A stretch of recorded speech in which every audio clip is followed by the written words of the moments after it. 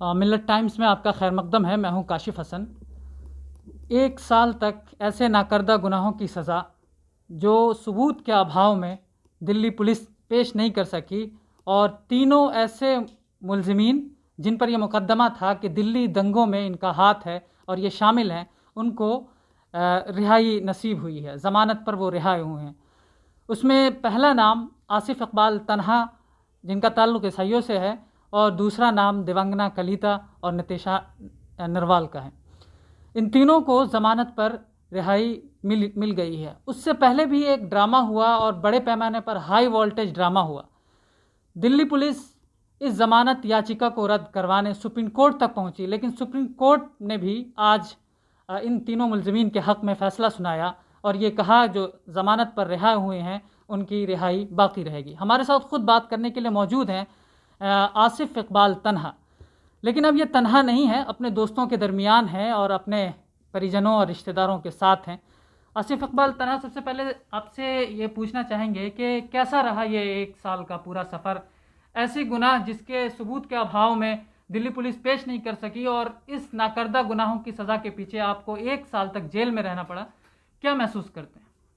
हाँ, महसूस क्या, मतलब कि वो थोड़ा तकलीफ़ दे भी था, लेकिन सज़ा ठीक है। वो उनको जो चीज़ करना था उन्होंने किया, जेल में डालना उनका मकसद था क्या। लेकिन जेल जाके मुझे बहुत एक्सपीरियंस जो है वो हुआ कि आखिर जेल कैसा होता है, जेल में कैसे लोग रहते हैं, जेल में हम किस तरह के काम कर सकते हैं। मतलब कि क्योंकि हमें काम करना था, हमारी मतलब कि तरबियत इस तरह से है या तालीम इस तरह से हुई है कि हम लोगों के बीच में रह के, चाहे वो लोग कैसे भी हों, उनके बीच में काम करना मकसद है।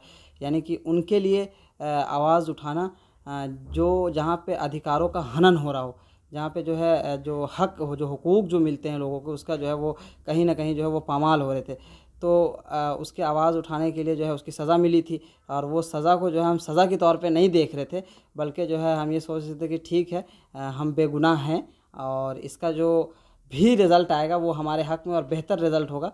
और जैसा कि हाई कोर्ट से जो जजमेंट आया, जब वो एकदम मतलब कि मतलब एक अजीब सी खुशी थी कि उम्मीद ही नहीं था कि इतना खूबसूरत जो है वो जजमेंट आएगा। और जो बेल का जो ऑर्डर आया वो बहुत ही जो है खूबसूरत था। जो आने वाले वक्त में जो लोगों के लिए, जो अभी बेगुनाह लोग जो अभी जेल में बंद हैं, जितने भी पॉलिटिकल प्रिजन्स हैं जो बंद हैं, जो बेगुनाह हैं, उनकी रिहाई के लिए जो ऑर्डर है वो बहुत ज़्यादा कारसाज जो है वो साबित होने वाला है। और इसी के ख़िलाफ़ जो है वो दिल्ली पुलिस जो है वो सुप्रीम कोर्ट तक पहुँचे, लेकिन सुप्रीम कोर्ट ने हमारी रिहाई को जो है वो उन्होंने कहा कि नहीं, ये रिहा रहेंगे और ये बेल पे रहेंगे और इनका जो बेल है वो कैंसिल नहीं होगा। लेकिन जो है इस पे बहस होगी कि आखिर जो बेल दिया गया है क्या वो दूसरे केसेस में जो है वो नज़ीर बनेंगे या नहीं बनेंगे। तो बहरहाल अभी टाइम है, जुलाई में उसका 19 जुलाई का फ़ैसला आना बाकी है, तो हम उसका इंतज़ार करेंगे। और हमें सुप्रीम कोर्ट से भी ये उम्मीद है, मतलब कि क्योंकि जुडिशरी सिस्टम से ये उम्मीद है कि कहीं ना कहीं जो है हमें इंसाफ वहाँ यहाँ मिला तो वहाँ भी मिलेगा। और क्योंकि जो बेगुनाह लोग हैं उनके लिए भी जो है ये जो ऑर्डर है वो एकदम सही साबित होगा। उनके लिए वो नज़ीर की तरह वो पेश करेंगे, कोर्ट में कोर्ट करेंगे, और जो फिर जो है दूसरी जगह, जो दूसरे स्टेट में या दिल्ली के स्टेट में या दिल्ली के जेलों में जो बेगुनाह लोग हैं, वो तमाम लोगों को जो है कहीं ना कहीं से राहत मिलेगा और वो जो है रिहा होंगे। हम खुद उनके लिए दुआ करते हैं कि जो हमारा ये जजमेंट है खासकर उनके लिए काम है, जो हमारे को एक्यूज़ अभी जो फ़िलहाल अभी बंद है, हम उनकी रिहाई के लिए भी जो है ये जजमेंट जो है बहुत बेहतर होगा और सारे लोग विदिन 6 मंथ जो है वो बाहर होंगे। तो ठीक है, जेल था और बेगुनाह थे, अब ये भी बेगुनाह तो हम कह रहे हैं और अदालत ने भी, हाई कोर्ट ने भी माना है, लेकिन बहरहाल पुलिस और एजेंसी और हुकूमत जो है हमें बेगुनाह मानने के लिए तैयार नहीं है। क्योंकि हमने पूरा मीडिया ट्रायल में ये चलाया गया कि दिल्ली दंगे के बड़े गुनहगार, हमारे पास उसके कटिंग्स वगैरह भी हैं, तो ये चलाया गया कि न्यूज़पेपर्स वगैरह में, प्रिंट्स मीडिया में, कि दिल्ली जब 1 साल हुआ दिल्ली दंगे का, तो उन्होंने कहा कि उन्होंने चलाया हमारे फ़ोटोज़ के साथ कि दिल्ली दंगे के बड़े गुनहगार। लेकिन वो मुझे गुनहगार कह रहे हैं, कोर्ट कह रहा है कि अभी हाई कोर्ट ने कहा ये गुनहगार नहीं, बड़े मतलब कि वो मतलब कि गुनहगार नहीं, ये बेगुनाह लोग हैं। और वो पहले ही मुझे जो है इस तरह से ट्रायल चला के जो है हमें गुनहगार साबित करना चाह जी, रहे थे। आप पर एक बड़ा ट्रायल हुआ था और मुझे जहाँ तक याद है कि मेन स्ट्रीम मीडिया ने उसमें ये कहा था कि आसिफ इकबाल तन्हा, जिसने दिल्ली दंगे में इकबाल जुर्म किया है, उन्होंने अपना जुर्म का एतराफ़ किया है, इस तरह की टैग लाइन के साथ हमने खबर देखी थी और वो काफ़ी लोगों के वायरल भी हुई थी। तो कैसे जिस पुलिस के ज़रिए ये कहा जा रहा था, इतना बड़ा मीडिया ट्रायल किया गया, पुलिस के पास उस सबूत के नाम पर उस पर कुछ नहीं था और आपको ज़मानत भी मिली, क्या इसके बारे में आप कहेंगे? देखिए, बिल्कुल इसका फ़ैसला तो मतलब कि अदालत को ही करना था। इल्ज़ाम लगते हैं, बहुत सारे लोगों पे लगते हैं और इल्ज़ाम सही है या गलत है, इसका जो फ़ैसला है ना तो हम कर सकते हैं, ना तो आप कर सकते हैं, ना तो पुलिस कर सकती है। पुलिस ने एलिगेशन लगाए हैं, इसका फ़ैसला कोर्ट करेगी और हमें उम्मीद है जिस तरह से हाई कोर्ट ने जो है बेल के दरमियान जो फ़ैसला किया और हमारे हक़ में मतलब कि इंसाफ़ को, कानून को नज़र में रखते हुए, संविधान को नज़र में रखते हुए जो फ़ैसला उन्होंने किया। लेकिन अब बात ये है कि जब ये केस चार्ज पे आएगा, जब ये ट्रायल शुरू होंगे केस में, तो जब ये मुझे ऐसा लगता है कि ट्रायल तो शुरू ही नहीं होंगे, वो चार्ज पे ही सारे केसेस जो हैं ये जो है वहीं से डिस्चार्ज हो जाएंगे केस, कि केस कुछ बनता ही नहीं है, कि इंसाफ का तकाज़ा यही कहता है। और मुझे उम्मीद है, अल्लाह रब्बुल इज़्ज़त से उम्मीद है, यहाँ के जुडिशरी सिस्टम से मुझे ये उम्मीद है कि जो है लोग हमारे साथ, हम लोगों का, हमारे जो साथी उन सब के साथ जो है इंसाफ होगा और ये केस जो है वो जल्दी डिस्चार्ज होगा, वो केस अब आगे नहीं बढ़ेगा।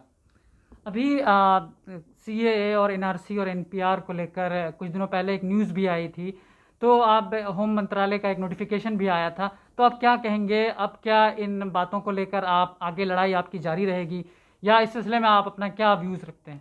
ये सीए और एनआरसी और एनपीआर की जो लड़ाई थी वो अभी वाइंड अप नहीं हुआ। हमने मतलब कि कोई भी मतलब कि कोई फर्जी जो चला दिया हो कि हाँ भाई शाहीन बाग का आंदोलन ख़त्म हो गया या जामिया का आंदोलन ख़त्म हो गया, इस तरह का कोई भी हाँ ये ज़रूर कहा होगा कि क्या नाम है, पुलिस ने उसको उठा के ले गई, या आंदोलन अभी वक्ती तौर पर ख़त्म हुआ है, लेकिन आंदोलन ख़त्म नहीं हुआ है, इसका कोई भी वाइंड अप का अनाउंसमेंट नहीं हुआ है और वो आंदोलन चल रहा है। लेकिन हाँ, कोविड की वजह से हम लोग, हमारे जो साथी थे वो भी क्या नाम है, और लोग जो है अपनी जान को बचाना मुश्किल हो रहा था, तो आंदोलन में वहाँ बैठना भी बहुत मतलब मुश्किल का काम है। मैं तो सलाम करता हूँ किसान भाइयों को कि जिन्होंने जो डटे रहे, लेकिन बहरहाल हमने सोचा कि हम इसको शुरू में, क्योंकि हमारे ऊपर एलिगेशन जल्दी लग जाते हैं कि क्या नाम है, अभी दंगे का एलिगेशन लग गया, फिर कोविड अगर फैलता तो उसका एलिगेशन लग जाता शुरू में। अच्छा, मैं टेक्निकली पूछूं तो आप पर क्या क्या आरोप लगाए यहाँ की दिल्ली पुलिस ने और जो भी सरकारी तंत्र है उन्होंने क्या आरोप लगाए थे? किस किस धारा के तहत आप जो है मतलूब थे और आप जो है दिल्ली के गुनहगार थे, दिल्ली दंगा के गुनहगार थे? बेसिकली वो लार्जर कॉन्स्पिरेंसी है, कॉन्स्पिरेंसी यानी प्लानिंग का 120 बी के तहत जो है बहुत सारी धारा उन्होंने लगाए और साथ में जो है उन्होंने यूएपीए को ऐड किया। क्योंकि मैं आपको बताऊं कि खालिद सैफ़ी की अरेस्टिंग से पहले 59 एफआईआर नंबर है, 59 में जो है ऑलरेडी 3 लोगों को बेल मिल चुकी थी। जब खालिद भाई की अरेस्टिंग हुई उसके बाद इन्होंने उसमें यूएपीए ऐड किया, जब यूएपीए ऐड किया तब जाके जो है बेल मिलनी थोड़ी सी ये हुई, मतलब कि साल भर का टाइम लग गया। लेकिन यूएपीए से पहले तो इन्होंने जो है इसलिए यूएपीए लगाया ताकि इनको बेल ना मिल पाए, मतलब रोकने के लिए, क्योंकि यूएपीए में 43D जो है ना, वो ये कहता है कि बेल अगर प्राइम ऑफ फेस है तो जो है उसमें बेल नहीं होगा। तो उन्होंने जो है प्राइम ऑफ फेस साबित करने के लिए मीडिया ट्रायल चलाया उन्होंने कि हाँ ये प्राइम ऑफ फेस जो है ये लोग थे, और इन्होंने जो है पूरी प्लानिंग की, कॉन्स्पिरेंसी किया। न तो उनके पास कोई मिनट्स ऑफ मीटिंग है, प्लानिंग अगर होते हैं तो 4 लोग 10 लोग मिल के करते हैं, तो उनके साथ उनके पास कुछ भी नहीं था। आप तो 21 लोगों को इसमें अरेस्ट कर रखे थे, मतलब 21 लोगों में से कोई एक दूसरे को जानता नहीं, मेरे साथ में कभी मिला नहीं, मेरी मतलब कि मुकदमेवार हैं वो, उनको कहा जाता है कि कोई एक्यूज़ हमारे साथ के हैं, साथ में छूटे नताशा दिवांगना, मेरी कभी उनसे मुलाकात नहीं थी, कभी उनसे बातचीत नहीं हुई। मेरी बात जो है मतलब कि मैं जानता ज़रूर था, नाम ज़रूर सुना था, उन्होंने मेरे नाम सुना था, लेकिन हमारी कभी पर्सनली कोई बातचीत या मुलाकात नहीं हुई।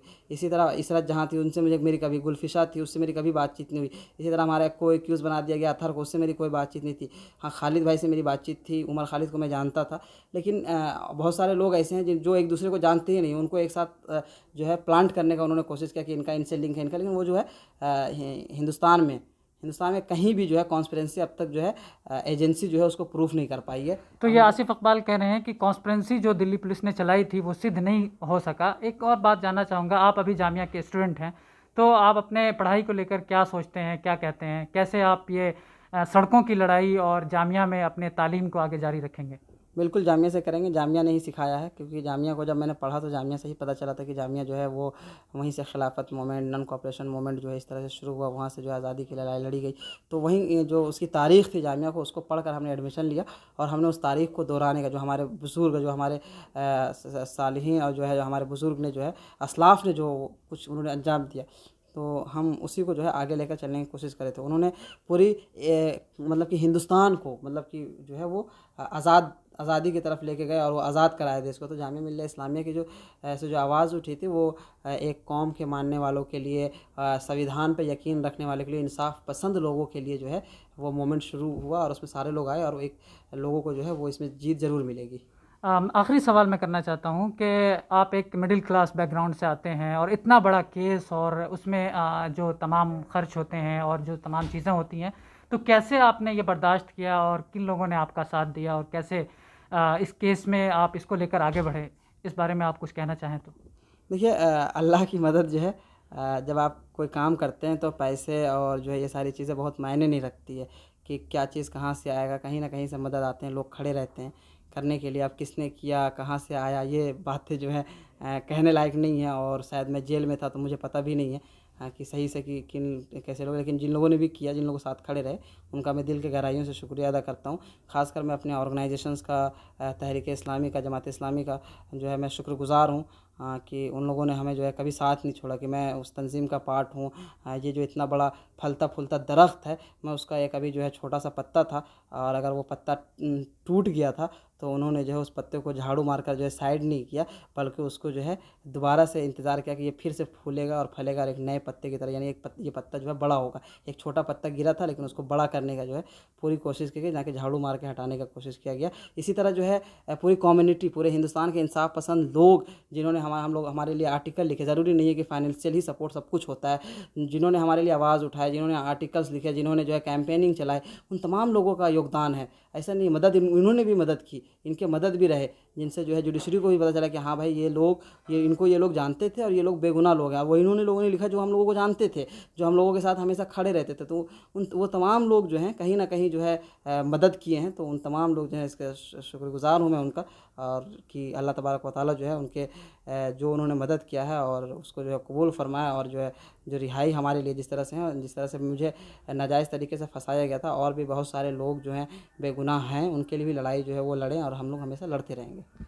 ये थे हमारे साथ ब्रदर आसिफ इकबाल तन्हा, जो बता रहे थे कि किस तरह से इनकी रिहाई हुई। आगे सुप्रीम कोर्ट में ये मामला कैसे चलेगा, हम इस पर आपको अपडेट देते रहेंगे। मिलत टाइम्स के साथ जुड़ने के लिए बहुत बहुत शुक्रिया। आप क्या सोचते हैं इस टॉपिक पर, हमें ज़रूर कमेंट बॉक्स में बताइए। मिलत टाइम्स को आपकी ज़रूरत है, हमारी आप माली मदद करें। हर महीने सिर्फ 100 रुपये और 1 साल के लिए एक साथ सिर्फ 1000 रुपये। रकम भेजने के लिए यहाँ दिए गए फ़ोन पे, गूगल पे और पेटीएम नंबर का इस्तेमाल कर सकते हैं।